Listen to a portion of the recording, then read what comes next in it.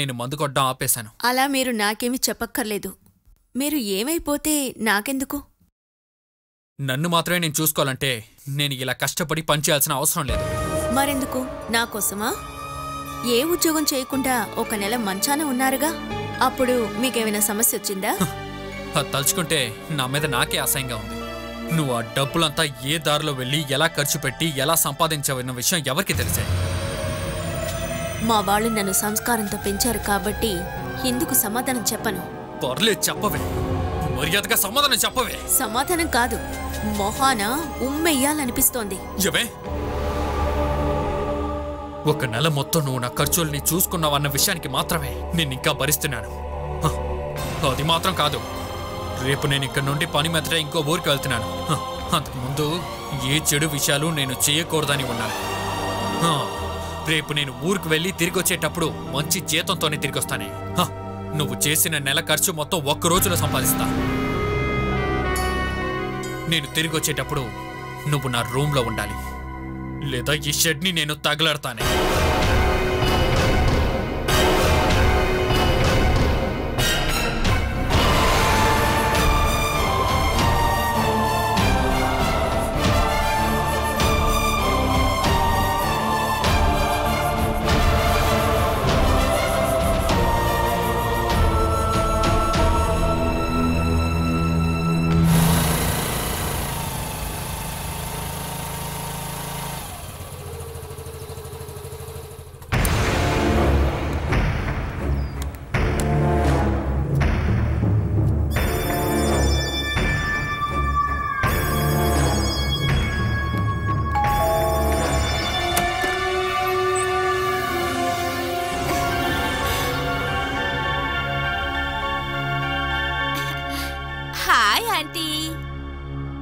నువ్వు సూరజ్ వాళ్ళ ఇంట్లో పనిచేస్తూ ఉండేదానివి కదా, నువ్వేంటి ఇక్కడికి వచ్చావు? అయ్యో, నేను వచ్చే విషయం సూరజ్జయ్య గారు చెప్పలేదా? ముందు సూరజ్ సార్ పిలిచారు, ఆ తర్వాత ఆర్కే సారు. ఇద్దరు కలిసి నన్ను బలవంత పెట్టేసరికి నేను నో అని చెప్పలేకపోయాను. అంతేకాదు, నేను చమేలి గారు చాలా క్లోజ్ గా ఉంటాం. మరి అయ్యో, ఏంటి సూరజ్ సార్ ఇది?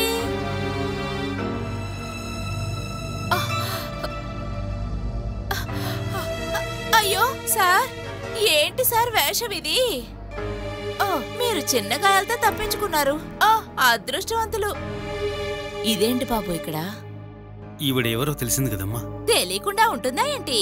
మీకోసం మీ అమ్మగారు వచ్చినప్పుడు టీ పెట్టించింది నేనే కదా. మరి చమేలి పనులను చూసుకోవడానికి మనిషిని రప్పించాను, నీకు కూడా సహాయంగా ఉంటుంది. ఆర్కే కాల్ చేసి అన్ని విషయాలు చెప్పారు. ఆర్కే సారు రమ్మని చెప్పారంతే. శాలరీ గురించి అడిగినప్పుడు దాని గురించి ఏం బాధపడొద్దు అన్నారు. కానీ అడగకుండా ఊరుకోను. ఇంత దూరం వచ్చి పని చేయడం ఇదే మొదటిసారి. మరింకో విషయం, రోజు అక్కడి నుండి ఇక్కడ దాకా స్కూటర్లో రావటం చాలా రిస్క్ సార్. ఇక్కడే ఉండేలాగా చూసుకోవాలి, కానీ జీతంలో మాత్రం చేపెట్టకూడదు.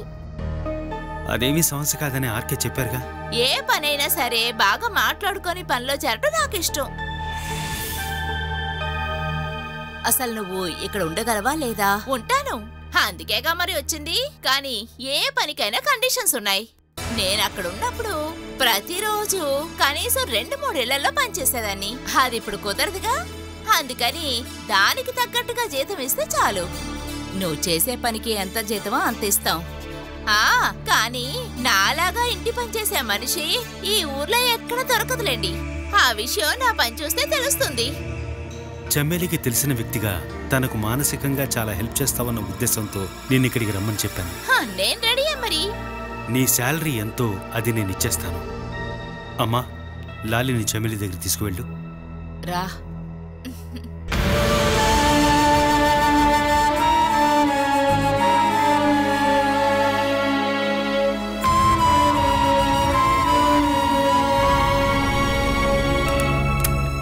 ఇదేంటి బయట తాళం వేశారు? అది దీని లాక్ పోయింది.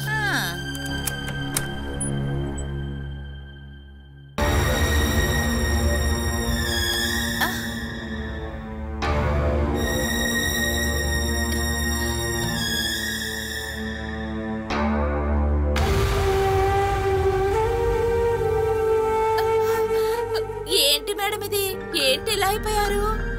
ఎంత గర్వంగా నడిచే మనిషి మీరు. నువ్విక ఇక్కడ ఉండటానికి వచ్చేసావుగా, మరి కాకపోతే మరి డ్రెస్సులు మిగతావన్నీ నాకు కావాల్సినవన్నీ నా స్కూటర్లో ఉన్నాయి. ఉండటానికి రూమ్ మాత్రం ఇవ్వండి చాలు. ముందు వంటగదిలోకి రా. సరే. ఇక మీదట డోర్ లాక్ చేయకండి, నేను ఇక్కడ ఉన్నానుగా.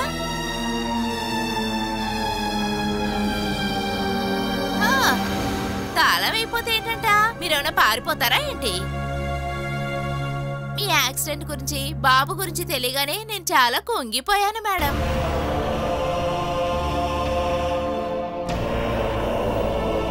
నిజం చెప్పాలంటే నేను మీరు అద్దెకున్న ఆ ఇంటి వైపుకు వెళ్ళినప్పుడల్లా ఆది పాలు పెట్టుకొని నుంచున్నట్టే కనిపిస్తాడు.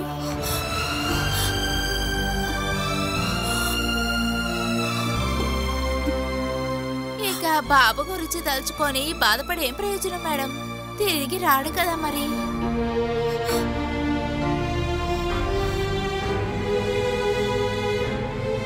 ఈ రోజు నుండి మీ పనులన్నీ నేనే చూసుకుంటాను. ఏ రోజైనా అవసరమైతే లీవ్ అడుగుతాను, అప్పుడు మాత్రం మేనేజ్ చేయండి, సరేనా? ఇలా చూడండి, నష్టపోయిన బాబుకు బదులుగా ఆ ఈశ్వరుడే ఈ బిడ్డను పంపించాడని అనుకోండి.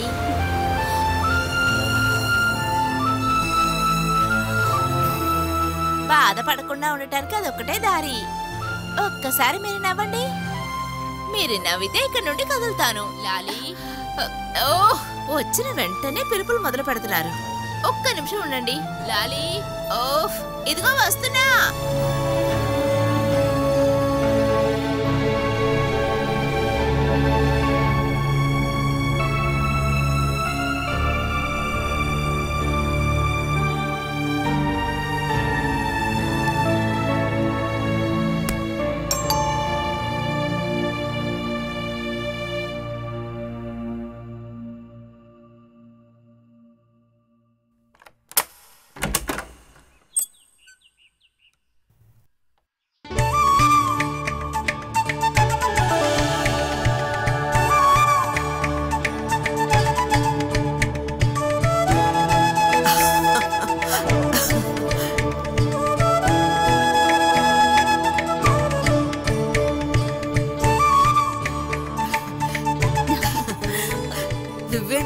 అసలు చెప్పా పెట్టకుండా వచ్చేసావు. ఎప్పుడో ఒక సర్ప్రైజ్ ఉంటే బాగుంటుంది కదా పెద్దమ్మా. మీరే కదా ఎప్పుడు కంప్లైంట్ చేస్తూ ఉండేవారు నేను మీ ఇంటికి రావడమే లేదు అని. అందుకే నేను ఇప్పుడు వచ్చాను. అల్లరి పిల్ల, నీ గురించి నాకు బాగా తెలుసులే. హరికి నీకు పెళ్లి సంబంధం కుదిర్చినప్పటి నుంచి నన్ను చూడకుండా ఉండలేకపోతున్నావు కదా. నిజం చెప్పు, నువ్వు నా దగ్గరికి ఎందుకు వచ్చినట్టు? హరి ఇష్టాలు తెలుసుకోవడానికే కదా. అలాంటిదే లేదు పెద్దమ్మా. మిమ్మల్ని చూడాలని వస్తే వేళకోళం చేస్తున్నారు కదా, అయితే తిరిగి వెళ్ళిపోతానులే. అయితే వెళ్ళి చూద్దాం. ఇది బాందే. ఇక్కడికి రావడానికి మీ పర్మిషన్ ఎందుకు నాకు? నేను మనోజ్ అనేతోనే మాట్లాడుకుంటాను. నువ్వేం చేసినా వెళ్ళవని నాకు తెలుసులే. ఆటలాడకుండా లోపలికి పద.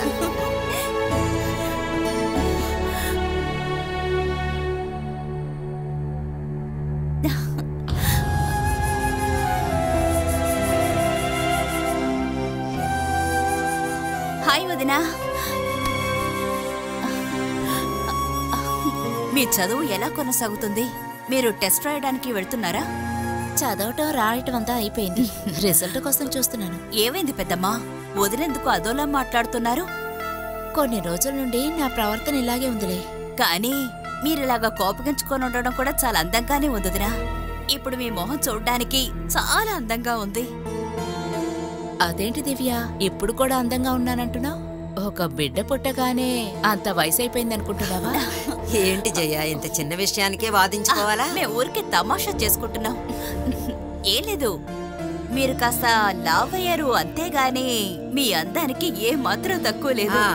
సరేలే, మీరు మాట్లాడుకుంటూ ఉండండి. వేరే విశేషం ఏమైనా ఉందా వదినా? ఏం లేదు, శారీ కట్టుకోకుండా చుడిదార్ వేసుకున్నారే, అందుకే అడిగాను. మీ కూతురికి ఇప్పుడు 3 ఏళ్ల వయసైంది కదా. నువ్వు ఊరికే అనవసరమైన మాట్లాడుకు దివ్య. ముఖ్యమైన విషయం, ఇప్పుడు నాకు దేనికి టైం లేదు తెలుసా? మీకు వేరే పనే ఉంది వదినా? కోచింగ్ క్లాస్ ఉంది, పాపకు ట్యూషన్, యోగా. ఏం చెప్పమంటావు? నిమిషం కూడా ఖాళీ ఉండదనుకో. ఈ మధ్యలో అవసరం లేని విషయాలన్నీ చాలా వస్తూ ఉంటాయి, అవన్నీ చూసుకోవాలి. ఎందుకు వదినా నువ్వు ఇలా కష్టపడుతున్నావు? మనసులో ఎంతలోనే ఒక చోట ధ్యానం చేయండి. అలా అనుకొని ఊరికే ఇంట్లో కూర్చుంటే ఖర్చులు నువ్వు చూసుకుంటావా? మనోజ్ అన్నయ్యకి మంచి ఉద్యోగం ఉంది కదా, అది చాలదా? ఏది నమ్మకం ఉండటం లేదు. ప్రేమగా 2 మాటలు మాట్లాడదాం అనుకుంటే చూసి చూసి మాట్లాడాలి, లేకపోతే కోపం వచ్చేస్తుంది. ఈ మగవాళ్ళని అస్సలు నమ్మలేమనుకో. మీ తమ్ముణ్ణి పెళ్లి చేసుకోపోయే పిల్లని నేను, నాతోనే ఇలా అంటున్నారు చూసారా? వాడితో సహానే. అలా చెప్పకండి వదినా. ఓ 4 రోజుల తర్వాత నా మెళ్ళో తాళి కట్టపోయేవారాయన. 1 నెల తర్వాత? అది కాదు, ఓ 4 రోజుల తర్వాత గ్రాండ్ గా పెళ్లి జరిపించచ్చు కదా. అరే నువ్వెప్పుడొచ్చావు? ఇప్పుడే అన్నయ్య. నువ్వు ఇక్కడికంతా వస్తావా? దానికి ఇన్ని రోజులు అమ్మా నాన్న నన్ను ఒంటరిగా బయటకు వదులుతారా? అలాంటప్పుడు బెంగళూరు ఢిల్లీ అంతా వెళ్ళావు కదా. అది పనికే కదా. పెళ్లి నిశ్చయం అయిన తర్వాతే నన్ను ఒంటరిగా బయటకు వదులుతున్నారు. వదినా, నాకు ఆకలిస్తుంది వదినా. అడగకుండానే పెట్టుకొని తినే హక్కుంది కదా నీకు. కావాలంటే వెళ్ళి తిను.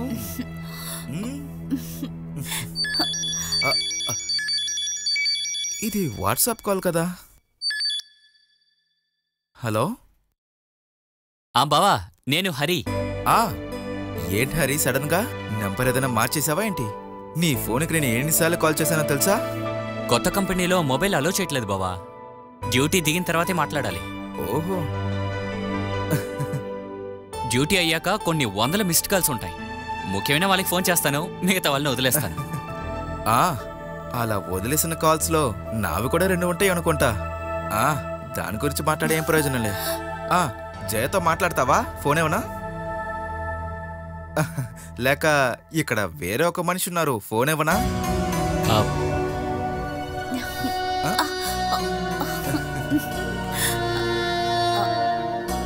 నువ్వు మాట్లాడొదినా.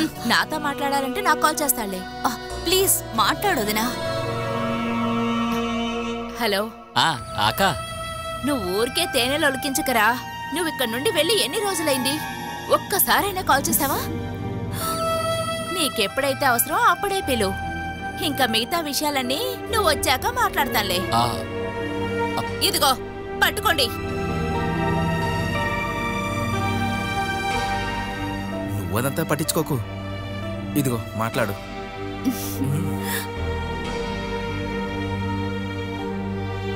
హలో హలో, దివ్యానా? ఫోను స్పీకర్లో లేదుగా? లేదు. ఓకే, నువ్వు మనోజ్ బాబా ఇంటికి వెళ్తాను అన్నావు కదా, వెళ్ళావా లేదా అని కనుక్కుందామని ఫోన్ చేశాను. నీ ఫోను స్విచ్ ఆఫ్ వచ్చింది. చార్జ్ లేదు.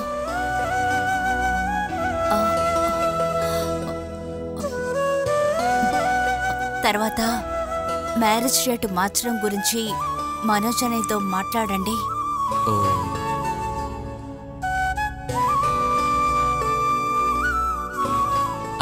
నేను మాట్లాడతాను. అది సరే, మాట్లాడడానికి ఇంకేమీ లేదా? లేదు. ఫోన్ చార్జ్ అవ్వగానే నేను పిలుస్తాను. అలాగే, నువ్వు ఫోన్ బావకివ్వు.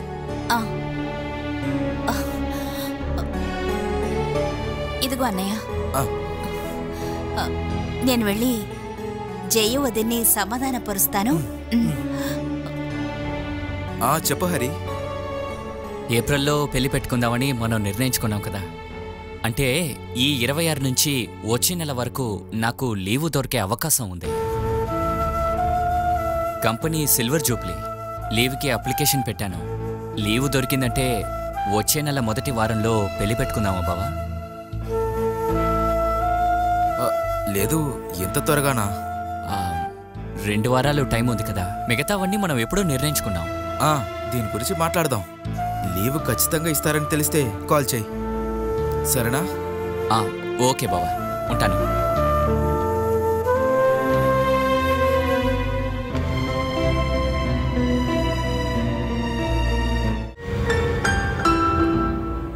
సురేందర్ సార్ని కలవడానికి మీరు మాత్రం వెళ్ళండి, అది చాలు. అది ప్రాబ్లం లేదు, నేను వాళ్ళకి ఫోన్ చేస్తానులే. అలా ఏం కాదండి, ప్రీతికి ఒంట్లో బాలేదు, కాసేపు తనతో ఉండాలనిపించింది. అది కాదండి, అది మీకు పెళ్ళైన తర్వాత అర్థం అవుతుంది. గడుపుతో ఉన్నప్పుడు భార్యతో కూర్చుని ఎంతసేపు కాలక్షేపం చేస్తే అది తన ఆరోగ్యానికి కుటుంబానికి చాలా మంచిది. మీరు కూడా తొందరగా పప్పన్నం ఎప్పుడు పెడతారో చెప్పండి. ఉంటానైతే. అదే ఏదైనా అవసరం అయితే నాకు ఫోన్ చేయండి. ఓకే. ఈరోజు షాప్కి వెళ్ళలేదా? అది సరే. భార్య కడుపుతో ఉన్నప్పుడు నీతో ఉంటే బాగుంటుంది అనిపిస్తోంది. నువ్వేంటి ఇలా అడుగుతున్నావు? మీరు ఎప్పుడూ నాతో ఉండడం నాకు చాలా ఇష్టం. దీని పేరే మేట్ ఫర్ ఈచ్ అదర్ అని చెప్తారు. నువ్వు అనుభవించే కష్టాలు, నొప్పులు ఈ మధ్య నేను కూడా ఫీల్ అవుతున్నానేమో అనిపిస్తోంది. భార్య కడుపుతో ఉన్నప్పుడు కొంతమంది భర్తలకు కూడా కడుపుతో ఉన్నట్టే అనిపిస్తుందని నేనెక్కడో చదివాను. అది నిజమే. టయర్డ్గా ఉండడం, వాంతులు రావడం, అంతెందుకు గర్భవతి పడే పాటలన్నీ కూడా భర్త కూడా అనుభవించాలి. దాని పేరే సింపతి ప్రెగ్నెన్సీ అని అంటారు. అలాగేమన్నా మీకు అనిపిస్తుందా అండి? అంటే చెప్పండి, హాస్పిటల్లో ఇప్పుడే ఒక బెడ్ బుక్ చేస్తాను. అవునవును, హాస్పిటల్కి వెళ్ళేంత వరకు నేనొక అడిషనల్ బెడ్ని బుక్ చేస్తానులే. దానికి మీరేం బాధపడద్దు. నేను కాకపోతే ఇంకెవరు చేస్తారు?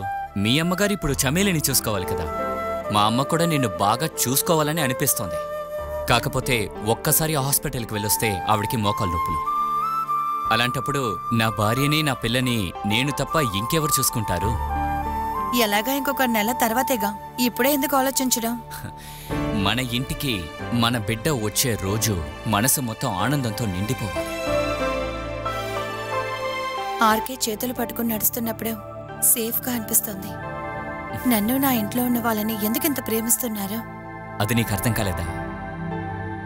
నేనొక విషయం అడిగితే మీరు నాతో నిజం చెప్తారా? నిజమేంటో నాకు తెలుసు, అయినా మీ నోటి నుంచి అది వినాలనే కోరికేనండి. రఘు చేతి నుంచి డబ్బులు తిరిగి తీసుకుని అది సూరజ్ అన్నయ్యే మళ్ళీ ఇప్పించారు అని నాన్నకి మళ్ళీ చేర్చింది మీరేగా. ఇలా నాన్న డబ్బు నష్టమైందని, అది మళ్ళీ దొరికింది అని ఇవేవి అన్నయ్యకు అసలు తెలియవు. కరెక్టేనా?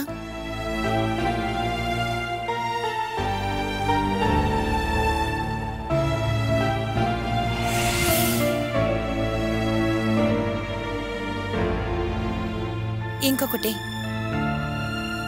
చమేలి బిడ్డకి ఆపరేషన్కి డబ్బులు 30 లక్షల బిల్లు కట్టింది కూడా మీరే. ఇంకా సూరజ్ అన్నయ్యతో ఏం చెప్పారు? ఆ హాస్పిటల్ బిల్ని నాన్నే కట్టారు అని. అవునా?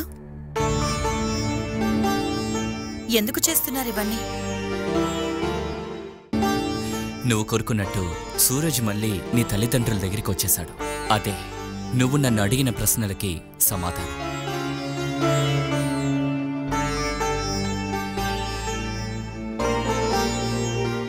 ఈ ప్రయత్నంలో చమేలి కొడుకుని మనం కోల్పోయాం.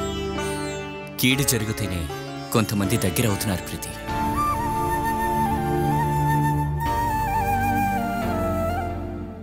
డబ్బులు పెట్టుకుని మనం ఏం చేస్తాం? మనం టూర్కి వెళ్తాం, భోజనం చేస్తాం, అలాగే పర్చేస్ చేస్తాం. కాదు, మన సంతోషం కోసం, ఇంకా తృప్తి కోసమే. బ్యాంక్ అకౌంట్లో బోలు డబ్బులు ఉండడం మాత్రమే సంతోషం కాదని నాకు బాగా తెలుసు. నాకు నువ్వొక్కసారి చిరునవ్వు నవ్వితే ఆ సంతోషం దొరుకుతుంది. ఆ నవ్వు కోసమే నేను ఇదంతా చేస్తున్నాను. కేవలం నీ సంతోషం కోసం. ఆ సంతోషం చూసిన తర్వాత నాకు దొరికే ప్రశాంతత కోసం.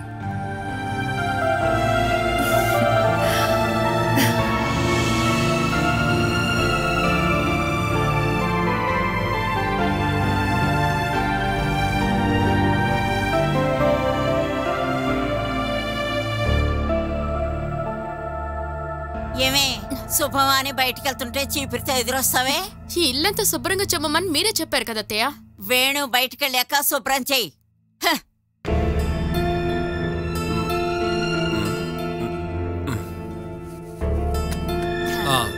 నేను వెళ్ళొస్తాను. కొత్త ఉద్యోగానికి వెళ్తున్నావు కదా, గడ్డం గీసుకోవచ్చుగా. మొదట్లో వాడికి ఆ గడ్డం సెట్ అవ్వలేదమ్మా, కానీ ఇప్పుడు చూసి చూసి కాస్త పర్లేదు. గడ్డం లేకపోతేనే అందంగా ఉంటాడు. ఇదిగో, ఇది నా మొహం కదా, ఉంచుకోవాలా తీసుకోవాలా నేను నిర్ణయించుకున్నా. వాడు చెప్పేది కరెక్టే కదమ్మా.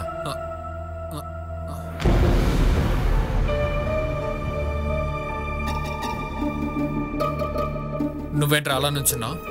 నువ్వే దూరంగా వెళ్ళిపోయావు. నేను మంచాన పడిపోయినప్పుడు మీరందరూ నాకు చేసిన విషయాలకి మీ అందరిని కొట్టి బయటికి తరిమేయాలి. నా కుటుంబం అని చెప్పి ఊరుకున్నాను. మనకి పెళ్లి అవ్వడానికి ముందు మన ముగ్గురు ఒకటిగానే ఉండేవాళ్ళం. ఎన్నాళ్ళు ఇంటికి పట్టిన శని వదిలింది అనుకోండా నాయనా. ఇక మీ ముగ్గురు కలిసిమెలిసి ఉండాలి. వీళ్ళు చెప్పేది వింటే రోడ్డు మీద నిలబడాలి. రేయ్, అర్థమైందారా? వీళ్ళ మాటలంతా వినకూడదు. విన్నా కూడా నడు రోడ్డుకి వెళ్ళకపోయినా ఇంటి బయటకన్నా వెళ్ళాలి, మన నాన్నలాగా. అంతే కదమ్మా? ఇక నీ బిజినెస్ విషయాలలో అంతా ఒక నిర్ణయం తీయాలి. తిని ఇంటికి వెళ్ళి షేర్ అడగాలి. ఇవ్వలేదంటే అక్కడే వదిలేసి వచ్చాయి. ఏరా, ఇప్పుడేరా నువ్వు పాత వేణులా కనిపిస్తున్నావు. నేను వెళ్ళి ఒక 2-3 రోజుల తర్వాతే వస్తాను. బాలా ఇంటి బయట ఉంది. ఇక్కడుంటే ఖచ్చితంగా ఏదో ఒక సమస్య వస్తుంది. ఇక నేను లేని 2 రోజుల్లోనూ తనకి ఏ సమస్య రాకూడదు. నువ్విలా అంటే మేము కూడా నిద్రలు మానేసి దానికి కాపలా కూర్చోమంటావా? కావాలంటే దాని రూములో పెట్టి తాళం వేయి. తాళం ఇస్తే వేళకి భోజనం తీసుకెళ్లి పడేస్తాం. వేణు, అది మంచి ఐడియానేరా. తర్వాత తను అక్కడే ఉండి ఏదన్నా అయితే దానికి బాధ్యత మేము తీసుకోలేమురా. ఇలా చూడు, తన విషయంలో నేను అస్సలు అడ్డుపడను. కావాలంటే తనని రూమ్లో తీసుకొచ్చి పెట్టు.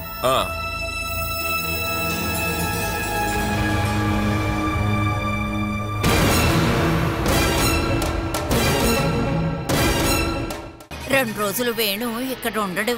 బాలాని ఇక్కడ నుంచి పంపేయడానికి మార్గం చూడు. ఎందుకు తనని పంపించడం? తీసుకెళ్లి ఏట్లో పడేస్తాను. కాలుజారి పడిపోయిందని చెప్తే సరిపోతుంది. చంపేసి పంపమని చెప్పట్లేదురా. వేణు ఉన్నప్పుడు రాత్రులు దాని చుట్టూ తిరుగుతాడు.